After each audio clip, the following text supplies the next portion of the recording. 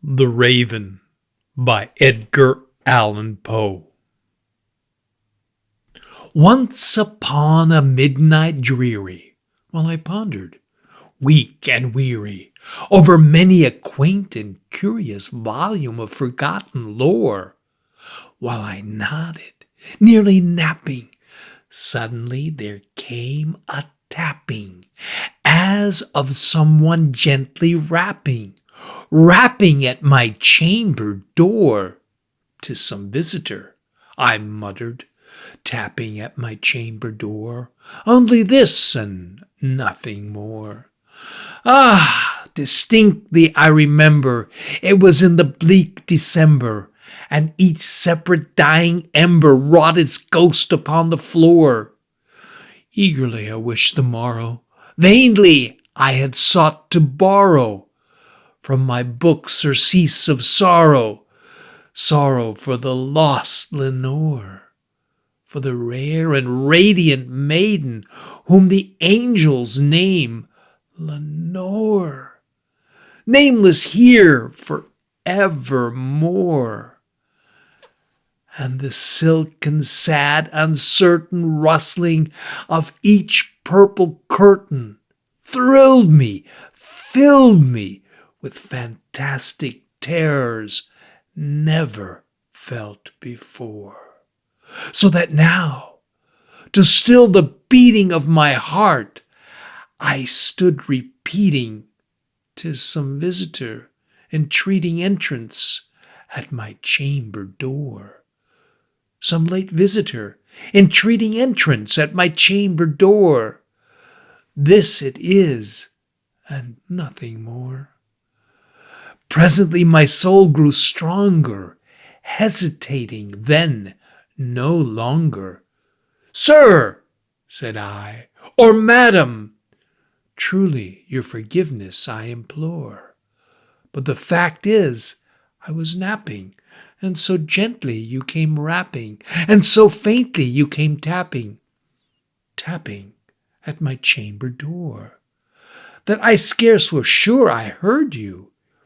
Here I opened wide the door, darkness there and nothing more.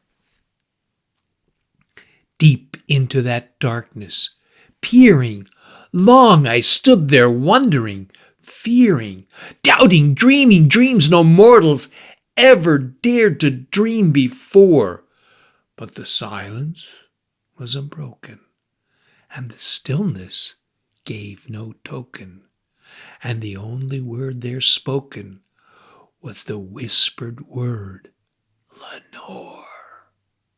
This I whispered, and an echo murmured back the word, "Lenore." Merely this and nothing more. Back into the chamber turning, all my soul within me burning. Soon again I heard a tapping, something louder than before. "Surely," said I, "surely that is something at my window lattice.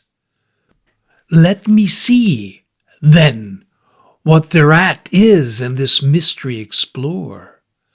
Let my heart be still a moment, and this mystery explore. 'Tis the wind, and nothing more." Open here I flung the shutter, when, with many a flirt and flutter, in there stepped a stately raven of the saintly days of yore.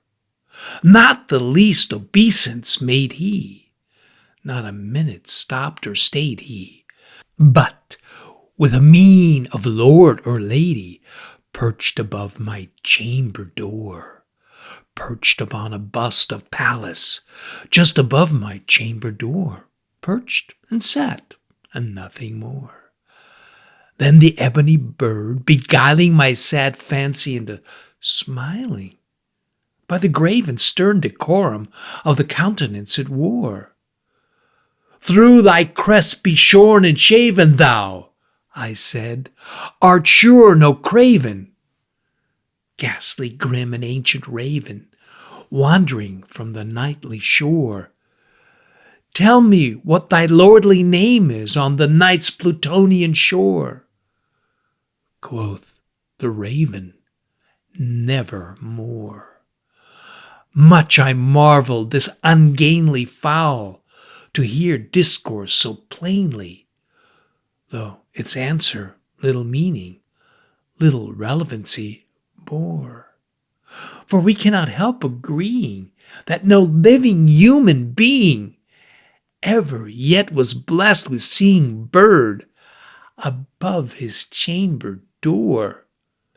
Bird or beast upon the sculptured bust above his chamber door, with such name as nevermore.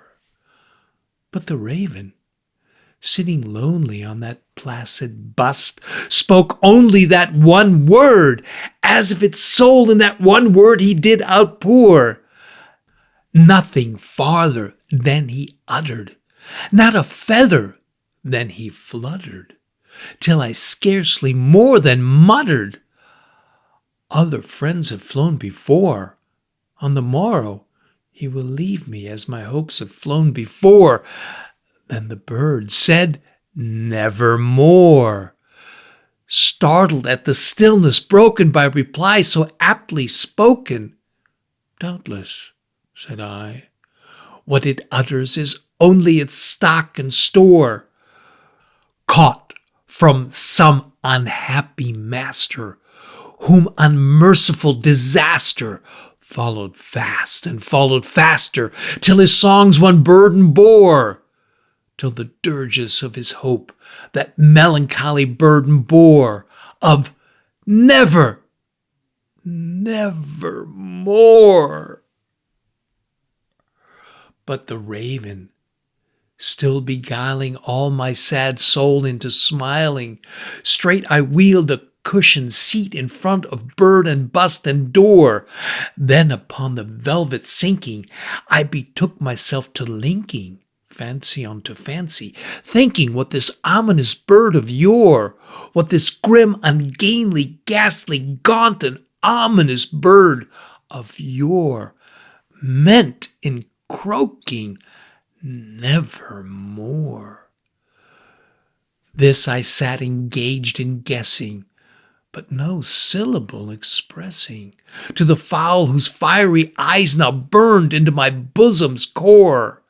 This and more I sat divining, with my head at ease reclining, on the cushion's velvet lining that the lamplight gloated over, but whose velvet violet lining with the lamplight gloating over she shall press, nevermore.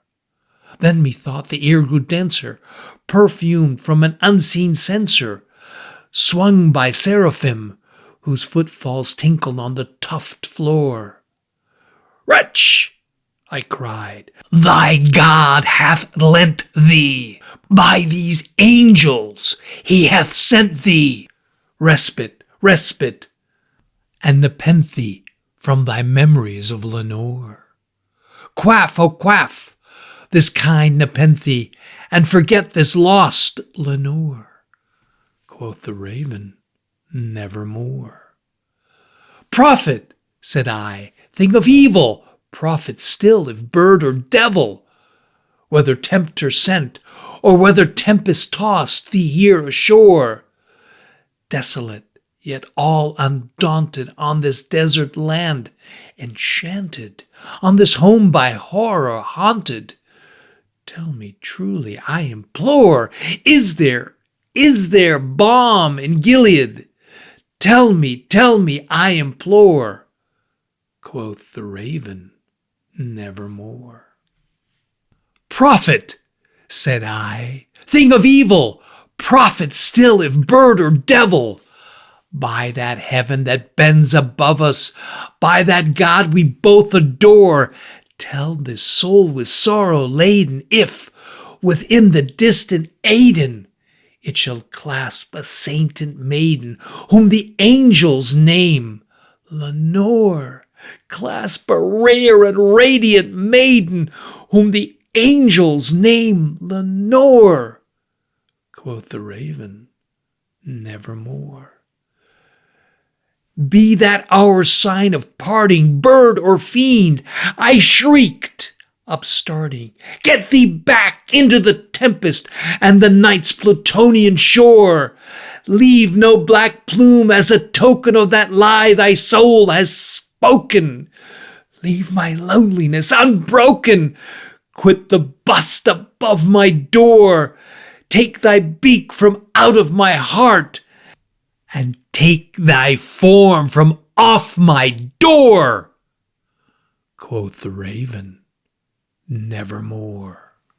And the raven, never flitting, still is sitting on the pallid bust of Pallas, just above my chamber door. And his eyes have all the seeming of a demon's that is dreaming, and the lamplight over him streaming throws his shadows on the floor. And my soul from out that shadow that lies floating on the floor shall be lifted nevermore.